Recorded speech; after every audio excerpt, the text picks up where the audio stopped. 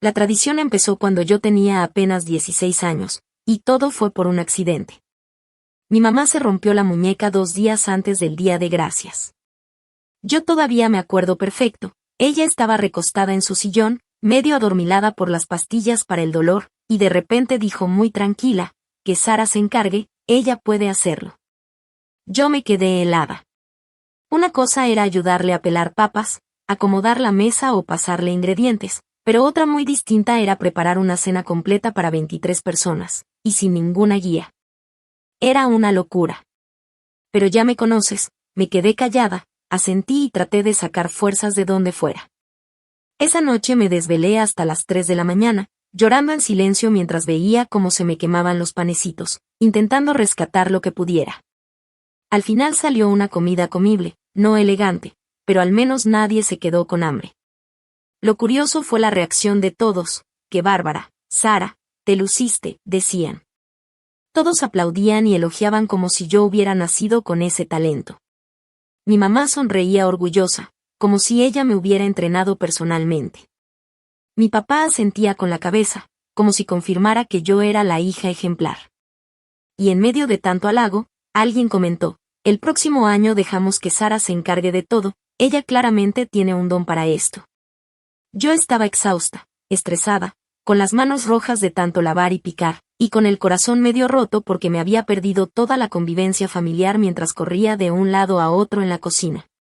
Pero lo admito, escuchar tantos cumplidos se sintió bien. Que me necesitaran se sintió como amor.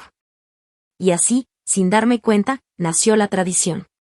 Eso fue hace ya 18 años. Desde entonces, cada Día de Gracias me convertí oficialmente en la chef designada de la familia. Lo que empezó como una emergencia terminó siendo una obligación permanente. Con el tiempo, la lista de invitados creció. Pasó de 23 a más de 30 personas porque los primos se casaron, llegaron los niños, y claro, todos tenían que venir. Pero mi papel nunca cambió, preparar, yo sola, una cena digna de restaurante mientras los demás disfrutaban el día. El colmo era que la comida ya tenía mi nombre. No era la cena de Acción de Gracias, era la cena de Sara.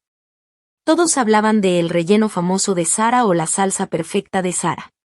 Llegaban pidiendo platos específicos, haciendo encargos como si yo fuera un restaurante. Este año me haces un pastel sin gluten, acuérdate que fulanito no come lácteos. Incluso traían amigos para presumir lo buena que era mi cocina. La presión cada año era peor. Y aunque siempre decían, lo que necesites, nos dices, cuando realmente pedía ayuda, desaparecían. Eso sí, se asomaban a la cocina a picar algo de la comida o a dar consejos inútiles, pero cuando les pedía, oye, ¿puedes picar estas verduras? O échale ojo a la olla, de inmediato respondían, ay no, mejor no. No queremos estorbar. Tú eres buenísima, nosotros lo echamos a perder. Y se iban. El simple hecho de hacer las compras era una odisea. Cocinar para 30 personas significaba ir varias veces al súper, hacer listas calculadas al milímetro, pensar en cada ingrediente, en cada receta. La preparación empezaba días antes, postres que se podían guardar, guarniciones listas para recalentar, y una planeación detallada de qué iba en el horno, qué en la estufa, y a qué hora. El mismo Día de Gracias era como correr un maratón de 12 horas, cocinar, medir tiempos, servir, limpiar, todo mientras los demás veían el partido de fútbol, jugaban con los niños o brindaban con vino. Yo, mientras tanto, estaba atrapada en la cocina, con el mandil lleno de manchas y los pies hinchados. Con los años, el cansancio empezó a pesarme más. Cada noviembre me daba ansiedad desde principios de mes, porque ya sabía lo que venía, listas interminables, horas de pie en la cocina y cero descanso para mí. Mis primos crecían, se casaban, traían a sus parejas y a sus hijos, y cada quien parecía pensar que era normal que yo me encargara de todo. Yo veía como mis tías llegaban con las manos vacías, arregladas y con perfumes caros, listas para tomarse fotos y brindar. Mis tíos entraban saludando fuerte, emocionados por el fútbol, y hasta bromeaban, ¿qué nos preparaste este año, Chef Sara?, como si fuera un chiste simpático y no una carga que me estaba consumiendo. Y lo peor, todos daban por hecho que yo lo hacía feliz, que yo disfrutaba cocinar para ellos. Nadie se detenía a pensar que, mientras ellos comían y reían en la sala, yo estaba encerrada en la cocina, sudando frente al horno. Sí, me gustaba que reconocieran mi trabajo, pero con el tiempo empecé a darme cuenta de que no era reconocimiento real, era comodidad de ellos. Para ellos yo era la solución fácil, alguien que les resolvía la fiesta gratis. Los últimos años fueron los más pesados. La lista de invitados ya pasaba de 30, y con cada persona nueva llegaban nuevas exigencias. Sin sal, por favor, a mí me guardas vegetariano, mi hijo solo come nuggets, ¿puedes hacerle unos aparte? Yo sentía que mi casa se había convertido en un restaurante, pero sin sueldo, sin descanso y sin vacaciones. La víspera del último día de gracias casi no dormí. Tenía la cocina llena de ollas, charolas y postres enfriándose, y mientras veía todo eso, me cayó encima un pensamiento fuerte. ¿Y yo, quién me cuida a mí? En ese momento me di cuenta de que había pasado 18 años entregando mi tiempo, mi energía y hasta mi salud, solo para que los demás estuvieran contentos, y que nunca nadie me había devuelto lo mismo. Así que tomé una decisión en silencio. Mientras todos esperaban que yo me levantara a las 4 de la mañana a cocinar, yo estaba ya empacando una maleta pequeña. A las 3 de la mañana pedí un taxi y me fui directo al aeropuerto. Ese año, 30 familiares llegaron a mi casa con hambre y con la expectativa de siempre, y se encontraron la cocina vacía, sin olor a pavó, sin mesa puesta, sin mí. Me perdía de todo, las pláticas chistosas en la sala, los partidos de fútbol en la tele, los momentos familiares que hacen especial un día así. Mientras los demás reían y brindaban, yo estaba en la cocina, atrapada entre ollas, charolas y platos sucios. Cuando por fin lograba servirme un poco de comida, ya todos habían terminado. Me tocaba comer de pie, recargada en la barra, con el plato en una mano y la otra lavando trastes. Y como si eso no fuera suficiente, encima llegaban las sugerencias disfrazadas de críticas. El pavo estaba un poquito seco el año pasado, no, el relleno estaba muy salado, a ver si esta vez lo haces más suave, los panecitos de la tía María estaban mejores, pero los tuyos también están bien. Palabras que parecían inocentes, pero que a mí me caían como piedras. En vez de sentirme parte de la familia, me hacían sentir como si fuera su servicio de banquetes contratado. Nadie veía que yo estaba sacrificando mi día entero para darles comodidad. Ya para mis 20 y tantos, el desgaste físico era brutal. Cocinar para 30 personas no es cualquier cosa, necesitas la resistencia y la organización de alguien profesional. Había años en que apenas podía mantenerme en pie, y la noche de Día de Gracias caía rendida en la cama, con dolor en la espalda, los pies hinchados y un resentimiento profundo. Mientras tanto, el resto de la familia terminaba la jornada felices, relajados y con el estómago lleno. Mis amigos me invitaban seguido a sus celebraciones. Ven a mi casa, Sara, aquí todos cooperamos, cada quien trae algo, me decían. Y yo siempre contestaba lo mismo, no puedo, tengo que cocinar para mi familia. Me miraban con cara rara, como si no entendieran, ¿y por qué no cocina a alguien más, o que cada quien lleve algo? Pero yo nunca me lo planteaba, porque desde muy chica me habían dejado claro que esa era mi obligación. Cuando se me ocurría insinuar algún cambio, las reacciones eran como si estuviera proponiendo una herejía. Pero no sería lo mismo. Tú lo haces mucho mejor que cualquiera, es tradición, Sara. Esa tradición de la que hablaba no era otra cosa más que recibir una cena perfecta, sin mover un dedo. Para ellos, lo sagrado era que yo trabajara mientras ellos descansaban. La única pausa que tuve fue en la universidad. Ahí sí tenía excusas reales para faltar, trabajos finales, clases, compromisos. Y aún así, la familia no me soltaba. Me llamaban por teléfono, pedían mis recetas, y hasta se quejaban, es que no es lo mismo sin tu comida, Sara.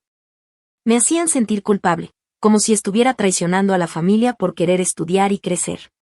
Y cuando me gradué, pues se acabaron las excusas. Otra vez me cayó encima la carga completa. Pero ahora con un detalle nuevo, las expectativas habían subido. Ya que aprendiste tanto en la universidad, seguro ahora te resulta más fácil, me decían con una sonrisa. Como si mi carrera, mis relaciones, mis propios planes o mis ganas de simplemente disfrutar un feriado no valieran nada. Lo único importante era que ellos siguieran teniendo su banquete de siempre. La gota que derramó el vaso no llegó de golpe, sino que se fue acumulando. Año tras año, la situación se hacía más pesada. Me pedían cosas especiales, dietas raras, cambios de último minuto, sin pensar en todo el esfuerzo extra que eso significaba para mí. Hace 3 años, por ejemplo, una de mis primas llegó con su nuevo novio, que resultó ser extremadamente quisquilloso con la comida. Antes de la cena me dio en la mano una lista de lo que no le gustaba y de las alergias que tenía, como si yo tuviera la obligación de adaptar todo el menú a un desconocido. Yo le respondí, tranquila, que podía traer su propia comida o simplemente servirse de lo que pudiera comer sin problema. Y mi prima, indignada, me contestó, ay Sara, no seas difícil. En ese momento me di cuenta de lo que realmente significaba mi papel en esa familia. Para ellos no era la hija, ni la prima, ni la sobrina. Era la cocinera de planta. Después de aquel episodio con el novio de mi prima, algo dentro de mí empezó a cambiar. Me quedó clarísimo que para ellos nunca iba a ser suficiente. Hoy era un pavo más jugoso, mañana una salsa más ligera, pasado un postre sin azúcar, siempre había algo nuevo que exigían, como si yo tuviera una fábrica de comida lista para cumplir todos sus caprichos. Y mientras tanto, nadie preguntaba cómo me sentía yo. Nadie me ofrecía un día libre. Nadie decía, oye Sara, este año descansamos tú, nosotros nos encargamos. No. Lo único que escuchaba era, ya tienes lista la lista del súper, acuérdate de hacer doble puré de papa porque el año pasado se acabó rápido, mi esposo quiere probar la receta de tal chef, ¿la puedes incluir? Cada año se volvía más asfixiante. El Día de Gracias dejó de ser una fecha bonita y familiar, y se convirtió en un monstruo que me perseguía desde semanas antes. Sentía el peso en los hombros, la ansiedad en el estómago. Yo veía que todos esperaban con emoción ese día, y yo lo esperaba con miedo. Lo peor fue cuando me di cuenta que ya no disfrutaba cocinar. Antes, de niña, lo hacía con gusto, preparar galletas, mezclar postres, ayudar con la cena. Pero ahora, todo era obligación. Ya no olía a hogar, olía a esclavitud. Cada platillo que sacaba del horno no era un motivo de orgullo, era un recordatorio de que estaba atrapada. Y así, poco a poco, se fue acumulando dentro de mí un coraje silencioso. No lo decía en voz alta, porque sabía que si protestaba, me iban a tachar de dramática o de desagradecida. Pero por dentro, cada comentario, cada exigencia, cada mirada de desaprobación cuando algo no salía perfecto, iba dejando marcas. Hasta que un día, semanas antes del Día de Gracias, desperté y pensé, ya no quiero esto. No puedo más. Esa frase me dio miedo y al mismo tiempo me liberó. Así que empecé a planear mi propia tradición, no estar ahí. Mientras ellos hacían planes y me incluían sin preguntar, yo en silencio estaba guardando dinero, revisando vuelos, pensando en una salida. Y entre más lo pensaba, más clara veía la idea, este año no iba a cocinar para nadie. Este año iba a cocinar, si acaso, para mí. La víspera, mientras todos dormían esperando despertar con la magia de Sara en la cocina, yo estaba empacando. Una maleta pequeña, lo esencial. Cerré la puerta de mi cuarto con un nudo en la garganta, pero también con un alivio enorme. A las 3 de la mañana, en lugar de encender el horno, pedí un taxi. Me subí con mi maleta y mientras nos alejábamos de la casa, sentí que me quitaban de encima 18 años de cadenas invisibles. Ese día, 30 familiares hambrientos llegaron puntuales, con sonrisas y expectativas, y encontraron la cocina vacía, las mesas sin poner, y un silencio que nunca habían escuchado en esa casa. Por primera vez en casi 2 décadas, el Día de Gracias no giraba alrededor de mí. Ese fue el colmo. Me acuerdo clarito. Era Día de Gracias y alguien me dijo, ¿qué te cuesta? Solo asegúrate de que haya algo que él pueda comer. Y yo por dentro pensaba, ¿qué me cuesta? Todo. Cada petición extra era más trabajo, más horas, más estrés, y nadie lo veía. 2 años atrás, por ejemplo, la esposa de mi hermano decidió hacerse gluten free. Y en lugar de traer su propia comida o ayudar, simplemente me avisó que esperaba que yo preparara una versión especial de cada platillo. Yo traté de explicarle con calma, Eso me duplica el trabajo, no es tan sencillo. ¿Y su respuesta? Que yo era una insensible, que no estaba apoyando su viaje de salud.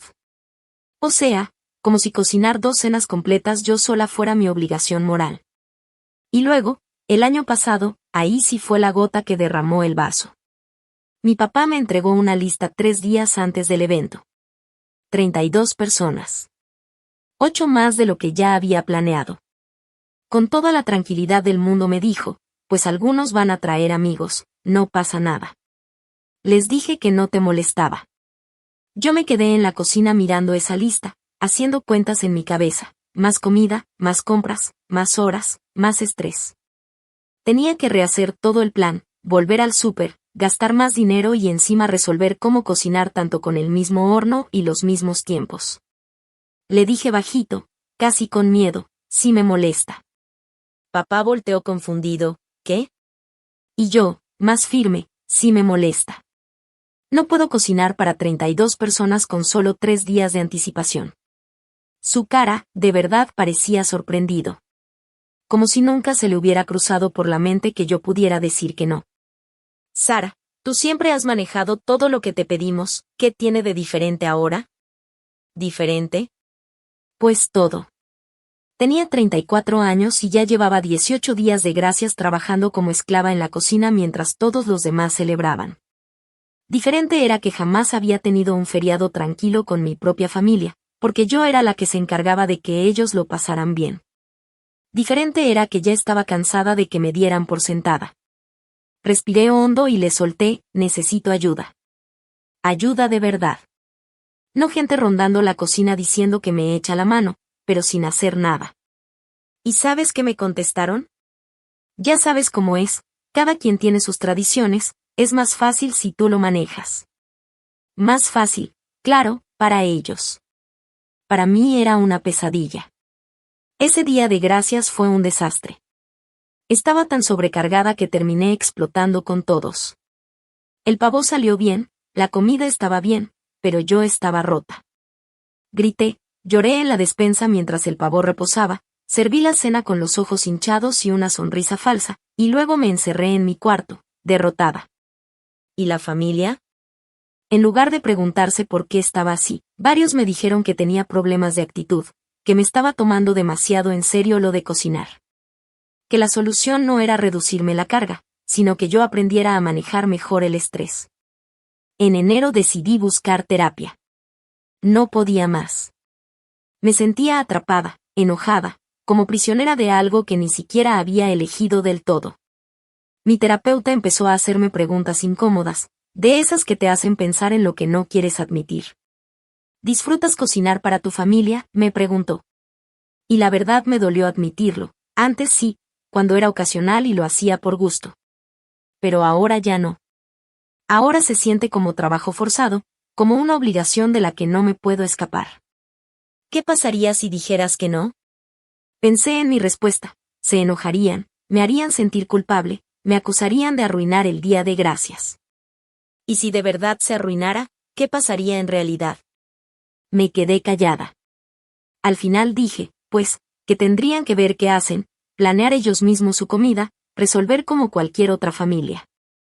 Y ahí me cayó el 20. Todo este tiempo yo había creído que el mundo se iba a derrumbar si no me encargaba, pero la verdad era que ellos simplemente tendrían que arreglársela sin mí. Después de esas sesiones de terapia empecé a ver las cosas distinto. Era como si me hubieran quitado una venda de los ojos. Durante años había pensado que mi valor dentro de la familia estaba en servirles la cena perfecta, en ser la hija que todo lo resuelve, en nunca fallar. Pero la verdad era otra, mi valor no dependía de cuántos pavos pudiera hornear, ni de si la salsa quedaba espesa o ligera. Ese año me la pasé reflexionando mucho.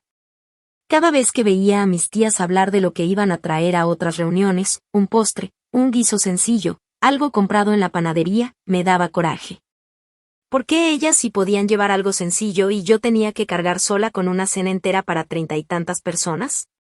Así que empecé a poner límites chiquitos. Si alguien me pedía una receta especial, yo les decía, si quieres, prepárala tú. Si me preguntaban por nuevos platillos, contestaba, este año no, ya tengo demasiado. Al principio se me quedaban viendo raro, como si no reconocieran a la Sara de siempre. Pero dentro de mí empezaba a crecer una fuerza nueva. Y mientras más avanzaba el año, más clara tenía una idea. No iba a seguir sacrificando mi salud y mi paz por una tradición que solo les convenía a ellos. Yo también merecía un día de gracias donde pudiera sentarme, reír, descansar, comer caliente y no recalentado. En secreto, empecé a planear. Revisé vuelos, destinos, hasta hice cuentas de cuánto costaba irme unos días fuera. Me imaginaba la cara de todos cuando llegaran a la casa esperando el banquete y en lugar de eso encontraran silencio. La sola idea me daba un miedo enorme, pero también una emoción que no había sentido en años. Las semanas previas fueron intensas. La familia hablaba como siempre. Sara, ya tienes la lista del súper, acuérdate que fulanito no come tal cosa, ¿me guardas un extra de pastel? Yo solo asentía, pero en mi mente pensaba, este año no. Este año va a ser diferente. La noche antes del Día de Gracias, mi corazón latía tan fuerte que casi no pude dormir. Guardé una maleta pequeña con lo necesario, dejé la cocina apagada y todo en silencio. A las 3 de la mañana pedí un taxi. Cuando la puerta de la casa se cerró detrás de mí, sentí una mezcla rara de miedo, culpa y alivio. Mientras el taxi avanzaba hacia el aeropuerto, por primera vez en 18 años me sentí libre. Ya no era la cocinera de la familia. Ya no era la que se desvelaba llorando frente a un horno. Era simplemente yo, tomando una decisión por mí y para mí. Mi terapeuta me lo dijo muy claro, ellos se van a adaptar, la vida va a seguir. La pregunta es, ¿cómo quieres que se vean tus días de gracias de ahora en adelante? Y esa pregunta me cayó como un balde de agua fría. Me puse a pensar y la respuesta salió solita. Yo quería disfrutar el feriado. Quería sentarme con mi familia a platicar, reírme de los chistes, ver un partido en la sala, brindar con una copa, no pasar todo el día encerrada en la cocina como si fuera empleada. Quería sentirme invitada en mi propia vida, aunque fuera solo por una vez. En esas sesiones aprendí algo muy importante. Me había quedado atrapada en un patrón de querer agradar a todos, un people please, como dicen. Lo que al principio había sido un gesto bonito de ayudar, se transformó en explotación. Mi familia ya ni lo veía como sacrificio, lo veían como mi papel natural. Como si hubiera nacido para servirles. Con mi terapeuta practicamos cómo poner límites y cómo no caer en las culpas que siempre me lanzaban. Aprendí a distinguir la diferencia entre ayudar a la familia de corazón y dejar que la familia se aproveche de ti. Empecé a diseñar estrategias, como cuidar mis propias necesidades sin tener que romper con todos. Y entonces llegó octubre. Me dije, este va a ser el último día de gracias en el que yo sea la única chef. Tenía un plan, cocinaría una última cena, anunciaría oficialmente mi retiro de la cocina y propondría alternativas para los próximos años. Que cada quien trajera algo, que turnáramos sedes, lo que fuera. Pero ya no todo sobre mis hombros. El problema fue que conforme se acercaba la fecha, el viejo patrón regresó con toda su fuerza. Mi papá me entregó la lista de invitados, como siempre, 30 personas. Con esa seguridad de que Sara lo resuelve. Mi mamá empezó con las peticiones especiales, un platillo sin sal, otro sin lácteos. Los parientes llamaban con exigencias de cada año. No se te olvide mi postre favorito, acuérdate que fulanita solo come tal cosa. Todo se sentía tan automático, tan absoluto, que casi sin darme cuenta empecé a caer en lo mismo, planeando menús, escribiendo listas del súper, organizando horarios de horno y estufa. Aunque yo ya había jurado que no lo iba a hacer más.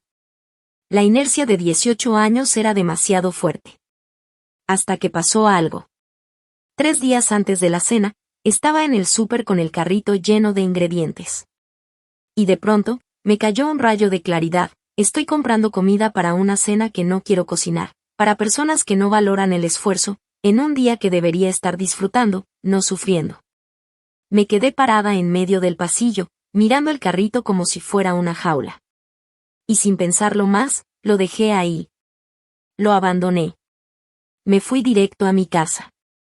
Esa noche, todavía con la adrenalina encima, marqué a mi mejor amiga de la universidad. ¿Vas a hacer algo en el Día de Gracias? Le pregunté. Sí, voy a Portland a visitar a mi hermana, me contestó. ¿Puedo ir contigo? Le solté de golpe. Ella se quedó sorprendida, pero enseguida me dijo emocionada, claro. Encantada de que vengas. Y luego, como todos, preguntó, ¿y tu cena familiar, no ibas a cocinar para 50 personas? Me reí y le aclaré, no, son 30, y no, este año no voy a cocinar para nadie. Comprar un vuelo de último minuto salió caro, sí. Pero yo lo sentí como si estuviera comprando mi libertad. Y en ese instante entendí que no hay precio demasiado alto cuando se trata de recuperar tu paz. Mi terapeuta me lo había dicho claro, ellos se van a adaptar, la vida sigue. La verdadera pregunta es, ¿cómo quieres que se vean tus días de gracias de aquí en adelante? Y esa pregunta me reventó la cabeza. Yo lo tenía clarísimo, quería disfrutar. Quería sentarme a la mesa, platicar con mis primos, reírme de las anécdotas de mis tíos, ver un partido de americano con mi hermano, sentirme parte de la fiesta y no la cocinera invisible detrás de todo. Quería, aunque fuera una vez, sentirme invitada en mi propia vida. Gracias a la terapia entendí que me había convertido en una persona atrapada en complacer a los demás. Lo que empezó siendo un detalle bonito de mi parte, con los años se transformó en pura explotación. Mi familia se había acostumbrado tanto a mi sacrificio, que ya ni lo veían como un regalo, lo veían como mi deber natural. Como si yo hubiera nacido para estar metida en la cocina en ese día. En las sesiones practicamos cómo poner límites y cómo aguantar las culpas que siempre me aventaban. Aprendí a diferenciar entre ayudar a la familia de corazón y dejar que la familia se aproveche de ti. Empecé a diseñar estrategias, como mantener la relación con ellos, pero al mismo tiempo proteger mis propias necesidades. Y entonces, cuando llegó octubre, tomé una decisión firme, este va a ser mi último día de gracias como la chef de la familia. Mi idea era preparar una última cena, anunciar oficialmente mi retiro y sugerir alternativas para los siguientes años, que cada quien trajera algo, que se turnaran las casas, lo que fuera. Pero yo ya no quería cargar sola con todo. El problema fue que conforme se acercaba la fecha, la presión de siempre volvió. Mi papá, con toda la seguridad del mundo, me dio la lista de invitados, 30 personas ese año.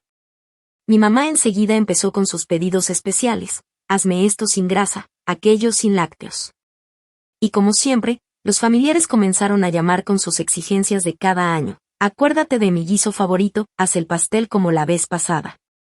La expectativa era tan absoluta, tan incuestionable, que me encontré repitiendo lo de siempre, planeando menús, escribiendo listas del súper, revisando horarios del horno. Como si los 18 años de costumbre me estuvieran arrastrando. Hasta que pasó algo. 3 días antes, en el súper, con el carrito lleno de ingredientes, me cayó una verdad como balde de agua, estoy comprando comida para una cena que no quiero cocinar, para gente que no lo va a valorar. En un día que debería estar disfrutando y no sufriendo. Me quedé viendo ese carrito como si fuera una jaula. Y sin pensarlo más, lo dejé ahí y me fui directo a mi casa. Esa misma noche, todavía con el corazón latiéndome fuerte, marqué a mi mejor amiga de la universidad. Oye, ¿vas a hacer algo en el Día de Gracias? Le pregunté. Sí, voy a Portland a visitar a mi hermana, me respondió. ¿Y puedo ir contigo? Le solté sin rodeos. Se quedó callada un segundo, sorprendida, y luego dijo feliz, por supuesto. Me encantaría que vinieras. Después me preguntó lo que todos preguntaban. ¿Y tu cena familiar, no ibas a cocinar para como 50 personas? Me reí y contesté, no, son 30, y no, este año no voy a cocinar para nadie. El vuelo de último minuto me salió carísimo, pero la sensación fue otra. No estaba comprando un boleto de avión, estaba comprando mi libertad. El día del viaje amanecí con una mezcla de nervios y emoción. Por primera vez en 18 años no estaba corriendo en la cocina, no estaba peleándome con ollas ni viendo si el pavo cabía en el horno. En lugar de eso, estaba en el aeropuerto, con una maleta ligera y un café en la mano, sintiéndome como si hubiera escapado de una cárcel invisible. Mientras esperaba abordar, me llegaron mensajes de mi familia. ¿Ya empezaste con el relleno? No olvides descongelar el pavo. Manda foto de los peis. No contesté. Guardé el celular en la bolsa y respiré profundo. Era la primera vez que me daba permiso de no dar explicaciones. Cuando el avión despegó, me di cuenta de algo: el mundo no se había acabado. La familia seguía allá, pero yo estaba en otro rumbo, libre, decidiendo por mí. Cerré los ojos y sonreí con un alivio que no había sentido en años. En Portland me recibió mi amiga con un abrazo enorme, como si supiera todo lo que significaba para mí estar ahí. En su casa, el ambiente era totalmente distinto. Nadie estaba estresado, nadie corría de un lado a otro. Su hermana estaba horneando unas galletas, los niños pintaban dibujos de pavos en la mesa, y alguien abría una botella de vino en la sala. Me ofrecieron ayudar con la cena y, por costumbre, casi dije que sí. Pero mi amiga me detuvo: no, tú siéntate. Hoy eres invitada. Hoy descansas. Y esas palabras me hicieron sentir una paz increíble. Esa tarde vi el partido de fútbol americano, platiqué con personas nuevas, probé comida sencilla pero deliciosa, y lo más importante, me reí sin sentir la presión de que algo se estuviera quemando en la cocina. Por primera vez en mucho tiempo, disfruté la fiesta como una más, no como la esclava detrás del banquete. Mientras cenábamos, pensé en mi familia. Seguramente estaban enojados, tal vez criticándome, diciendo que cómo era posible que los hubiera dejado plantados. Pero en ese momento no me importó. Lo que sentí fue algo mucho más grande, una libertad que llevaba años esperando. Esa noche me dormí en el sillón, envuelta en una cobija, con la panza llena y el corazón tranquilo. Y ahí me prometí que nunca volvería a sacrificar mi felicidad por complacer exigencias que nunca valoraron. Ese día de gracias, lejos de mi casa, se convirtió en el primero verdaderamente mío. Empaqué mis cosas rápido, dejé la cocina completamente vacía y me mentalicé para el enfrentamiento que sabía que tarde o temprano iba a llegar. La tarde del miércoles, justo cuando estaba a punto de salir, sonó mi teléfono. Era mi papá. Bueno, ya está todo listo, ¿verdad?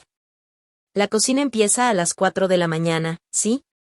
Ah, y tu tío Bob va a traer a su nueva novia, que resulta ser vegetariana, así que asegúrate de tener muchas opciones para ella.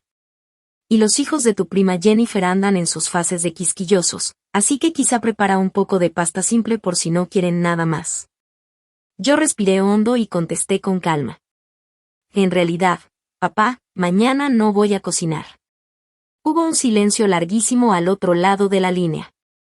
Finalmente, mi papá soltó, confundido. ¿Cómo que no? ¿Qué quieres decir? Lo que escuchaste: no voy a preparar la cena de Día de Gracias. Me voy a salir de la ciudad. Su reacción fue inmediata. Sara, esto no tiene gracia. 30 personas están esperando la cena. Entonces esas 30 personas tendrán que buscar otras opciones, respondí tranquila. Yo no voy a cocinar. Ahí empezó la tormenta. Mi papá pasó por todas las fases, primero enojado, luego en pánico, después otra vez furioso. Se notaba que no podía creer lo que estaba escuchando. Empezó con las culpas. ¿Cómo puedes ser tan egoísta? ¿Acaso no te importa la familia? ¿Qué se supone que vamos a hacer ahora? Pero yo recordé lo que mi terapeuta me había enseñado y me mantuve firme. Pueden pedir comida preparada, pueden hacerlo de traje cada quien, pueden ir a un restaurante, o alguien más puede organizarlo. Familias en todo Estados Unidos celebran el Día de Gracias sin que una sola persona cargue con todo el trabajo. Él, con la voz casi suplicando. Pero es que tú eres tan buena en esto, y todos cuentan contigo. Y yo, con una calma nueva que me sorprendió. Todos cuentan conmigo para sacrificar mi día por su comodidad. Eso no es justo. Y ya no lo voy a hacer. Colgué antes de que pudiera seguir discutiendo. Casi de inmediato mi celular empezó a sonar una y otra vez, llamadas, mensajes, notificaciones de WhatsApp, como si hubieran tocado una alarma familiar para avisar que la chef oficial había renunciado. No contesté nada. Apagué el teléfono. El jueves a las 3 de la mañana, en lugar de estar descongelando pavos o midiendo tiempos de horneado, yo iba en un Uber rumbo al aeropuerto. Mientras los demás seguramente pensaban en horarios de hornos y guarniciones, yo estaba comprando un café caliente y acomodándome en mi asiento de ventana. Por primera vez en casi 2 décadas, No estaba entregando mi día a las exigencias de otros. Estaba, por fin, poniéndome a mí en primer lugar. Claro que al despegar el avión, la culpa me golpeó fuerte. 18 años de condicionamiento no desaparecen de la noche a la mañana. Me imaginé el caos en casa, los 30 invitados llegando, buscando comida, encontrando la cocina vacía. Una parte de mí quiso regresar y arreglar el desastre. Pero otra parte, la más grande, la más cansada, se sintió libre como no me había sentido en décadas. Portland me recibió con aire fresco y con un ritmo completamente distinto. La hermana de mi amiga había organizado una reunión pequeña, apenas 8 personas. Y ahí todo era diferente. Cada quien llevaba algo, nadie estaba agotado, todos ayudaban. Yo llevé unas botellas de vino, ayudé a recoger después de la cena, y lo demás fue disfrutar. Jugamos juegos de mesa, salimos a caminar, platicamos sin prisas. Y me di cuenta de que así debería sentirse una celebración, ligera, compartida, con risas de verdad. Ese día de gracias fue, sin duda, el más relajante que había tenido desde que tenía 15 años. Nada de ollas rebalsando, nada de estrés, nada de críticas disfrazadas de sugerencias. Solo compañía, comida sencilla y verdadera paz. Cuando al fin volví a prender mi celular el viernes, la pantalla se iluminó con una avalancha, 47 mensajes esperando ser leídos.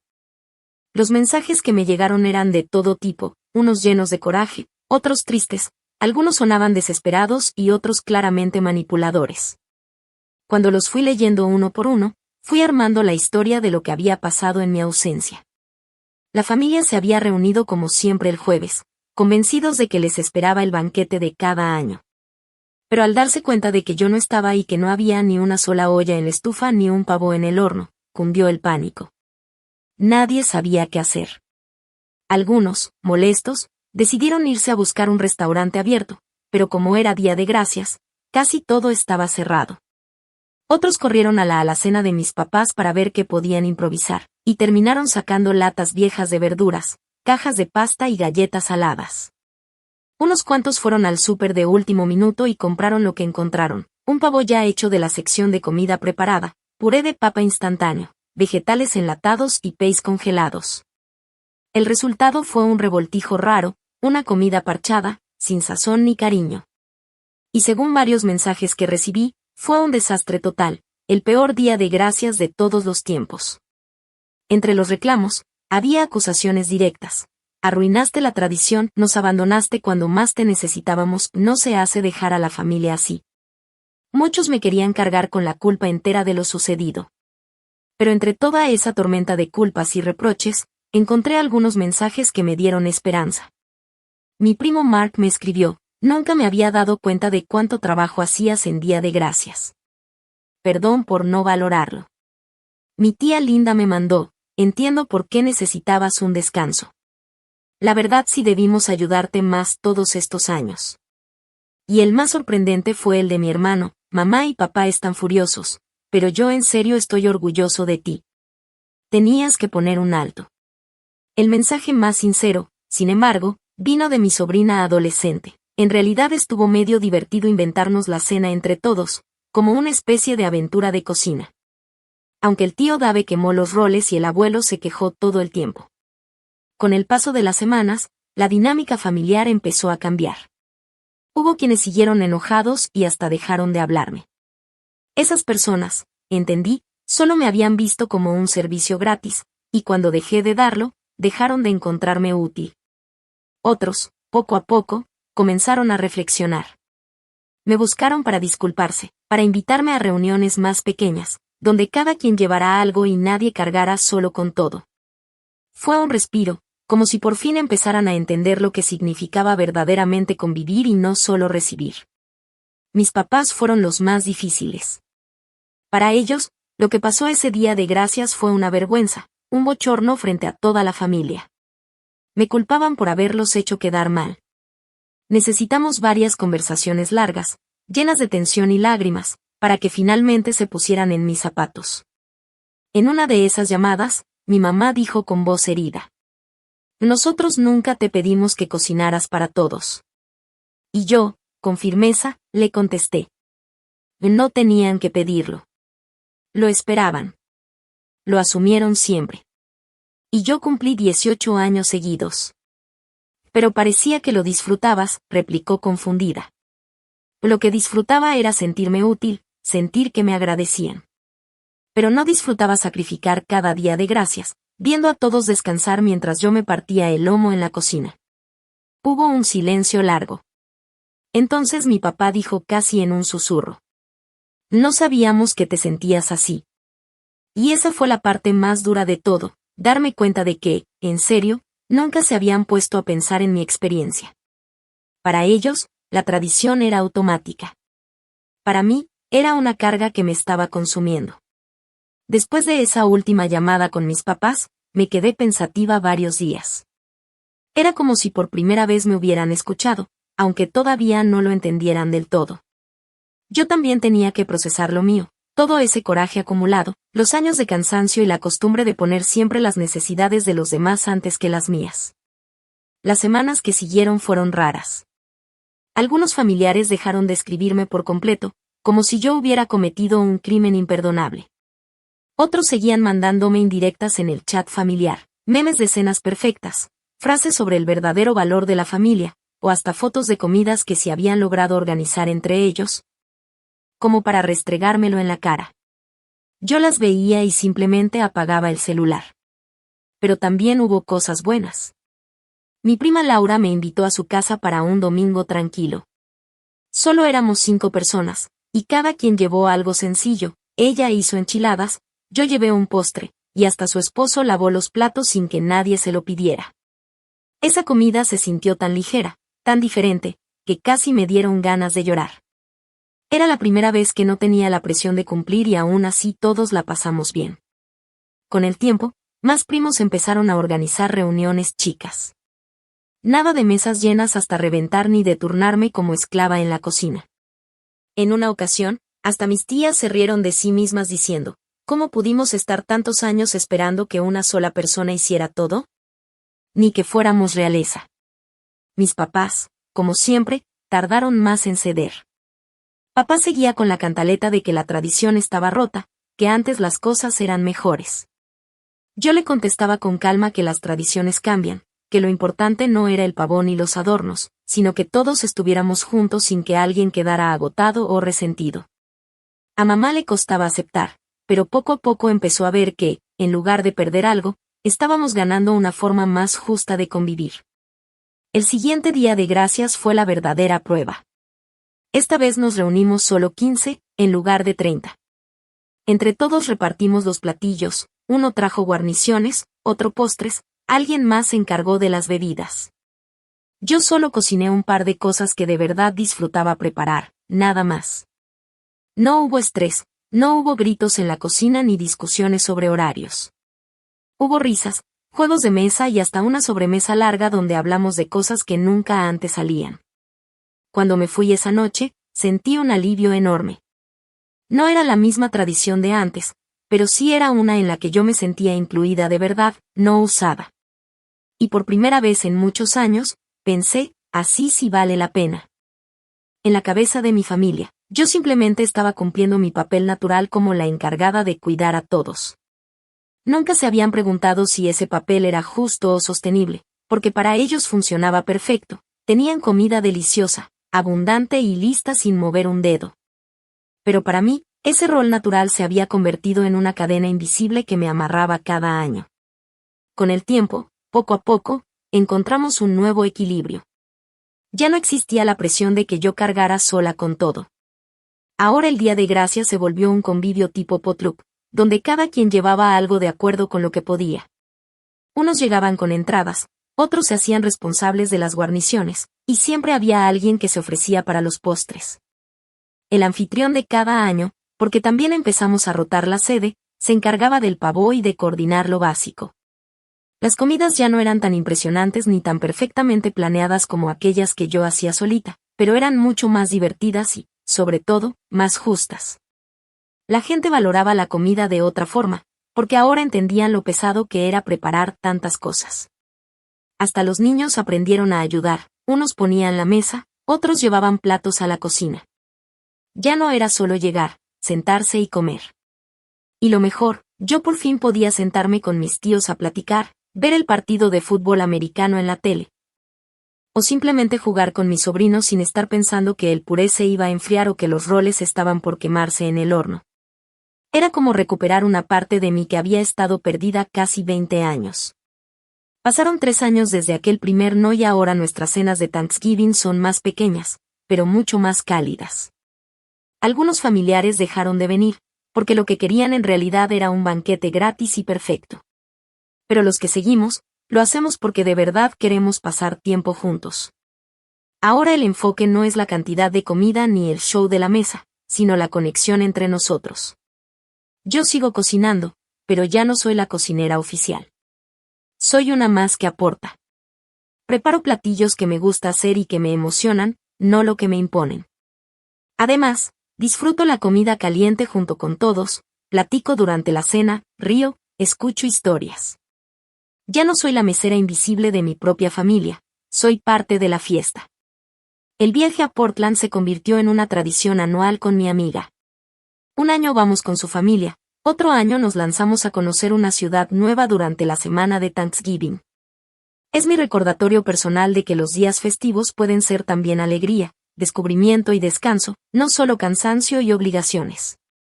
Con el tiempo, mi familia entendió que mi presencia en sus reuniones no era un derecho automático, sino una elección. Eso le dio otro valor a cada momento juntos, porque ahora estamos ahí por gusto mutuo, no porque alguien estuviera obligado. Mirando hacia atrás, entendí algo importante. Mi rebeldía no fue para abandonar a mi familia, sino para salvarla. El sistema viejo era injusto y no tenía futuro. Al negarme a seguir cargando con todo, obligué a los demás a encontrar un camino más sano. Los que en verdad me quieren, se adaptaron, me ofrecieron disculpas y hasta cambiaron su forma de ver las cosas. Los que solo me valoraban por lo que hacía en la cocina, simplemente se alejaron. Y la verdad, eso también fue un alivio, porque descubrí quiénes eran mi verdadera familia. Hoy, cuando llega Thanksgiving, me siento agradecida por muchas cosas, por los familiares que me quieren como persona, no como sirvienta, por haber aprendido a poner límites, aunque sea difícil. Por la libertad de disfrutar los días festivos sin sentir que son una tortura, y por entender que elegirte a ti mismo no es egoísta, es necesario. A veces, la cosa más amorosa que puedes hacer por tu familia es negarte a dejar que abusen de ti. Eso obliga a todos a crecer, a cambiar patrones y a construir relaciones más reales. Mi cocina ya no es una prisión y mi día de gracias ya no es una carga. Eso vale mucho más que cualquier banquete perfecto. Con el paso de los años, ese cambio que empezó en Thanksgiving se fue extendiendo a otras celebraciones.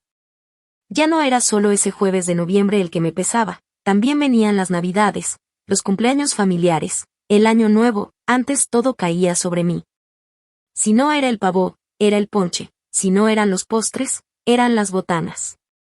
Y si me negaba, parecía que la fiesta se venía abajo. Pero después de aquella primera vez que dije ya no puedo, algo se movió en mi interior. Me di cuenta de que tenía derecho a disfrutar cada fecha especial sin sentir que era mi turno de servir a todos. Así que, poco a poco, empecé a aplicar los mismos límites. La primera Navidad fue complicada. Mis papás pensaban que esta vez sí iba a cocinar como antes, con bacalao, ensalada de manzana y pierna adobada. Y cuando les dije que no, que este año cada quien llevaría algo, al principio se enojaron. Pero al final, cada sobrino, cada tío, cada hermano llegó con algo hecho en casa o comprado. ¿Y sabes qué? Sí, la mesa estaba un poco rara, con comida mezclada que no combinaba tanto, pero las risas fueron más naturales y yo no terminé llorando en la cocina.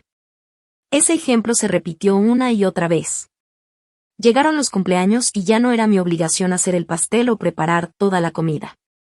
Una vez pedimos pizzas, otra vez hicimos carne asada entre todos, y descubrimos que lo importante no era lo que había en los platos, sino las conversaciones, los abrazos y hasta las discusiones tontas que hacían sentirnos familia de verdad.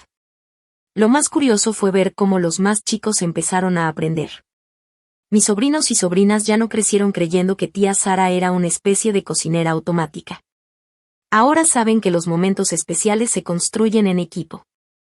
Ellos ponen la mesa, ayudan a recoger, aprenden recetas sencillas y hasta se emocionan de decir yo hice esto. Eso me dio mucha paz, porque sé que no van a repetir el mismo patrón de dependencia con alguien más. Hoy miro atrás y pienso que, si no me hubiera atrevido a dar ese paso, seguiría atrapada. Mi vida hubiera pasado entre ollas, cazuelas y hornos, mientras los demás reían en la sala. No habría conocido lo que es sentarme tranquila, comer caliente y brindar por lo que de verdad importa. Y aunque algunas personas nunca regresaron, los que solo iban por la comida gratis y perfecta, no los extraño. Al contrario, lo que tenemos ahora es más honesto. No se trata de cantidad de invitados ni de un menú de revista, se trata de la calidad del tiempo que compartimos. Gracias a esa decisión aprendí que poner límites no destruye a una familia, la transforma. Sí, cuesta, sí, duele, pero al final abre espacio para que todo sea más humano y más justo. Y yo, en lo personal, recuperé no solo mis fiestas, sino también mi libertad. Con los años entendí que aquel Thanksgiving donde decidí soltar las ollas fue más que una simple rebelión, fue el inicio de una nueva vida.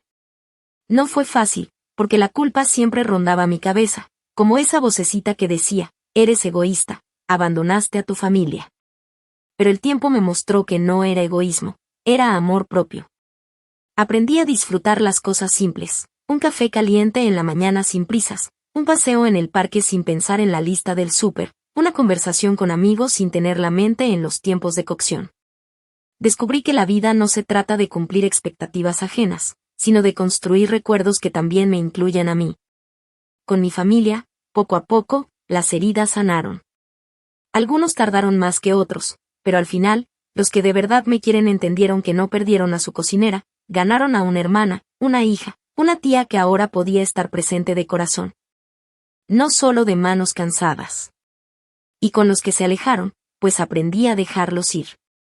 Si alguien solo te valora por lo que les das y no por lo que eres, nunca fue familia de verdad. Ese cambio también se reflejó fuera de casa. En mi trabajo, dejé de aceptar tareas extras solo por miedo a decepcionar. Aprendí a decir no con firmeza y sin disculpas. Con mis amistades, empecé a pedir apoyo cuando lo necesitaba, sin sentirme una carga. Y en mis relaciones, entendí que no tengo que ser la que siempre da, también merezco recibir. Ahora, cada Thanksgiving tiene un significado distinto. A veces lo paso con mi familia, a veces viajo, otras celebro con amigos. Y en todas esas versiones me siento libre, porque ya no es una obligación, es una elección. Mi cocina ya no es un campo de batalla, es un lugar donde cocino por gusto, no por deber. Lo mejor de todo es que, gracias a este proceso, encontré un nuevo tipo de paz. Esa paz que llega cuando sabes que no necesitas sacrificarte para demostrar amor. Que los vínculos verdaderos sobreviven aunque no prepares el pavó perfecto. Que los recuerdos más bonitos nacen cuando compartes risas, historias y abrazos, no solo recetas. Y si algo me ha quedado claro es esto, elegirte a ti misma no es abandonar a los demás, es darle a todos la oportunidad de tener una relación más sincera y equilibrada contigo. Ese Thanksgiving que mi familia llamó el peor de la historia fue, para mí, el mejor. Porque me devolvió mi vida, mi tiempo y mi alegría. Hoy miro atrás y sonrío. No me arrepiento. Si tuviera que volver a hacerlo, lo haría sin pensarlo 2 veces. Porque aprendí que el verdadero banquete no está en la mesa, sino en la libertad de vivir como quieres, rodeada de quienes te valoran tal y como eres. Y ese, para mí, es el Thanksgiving más valioso de todos.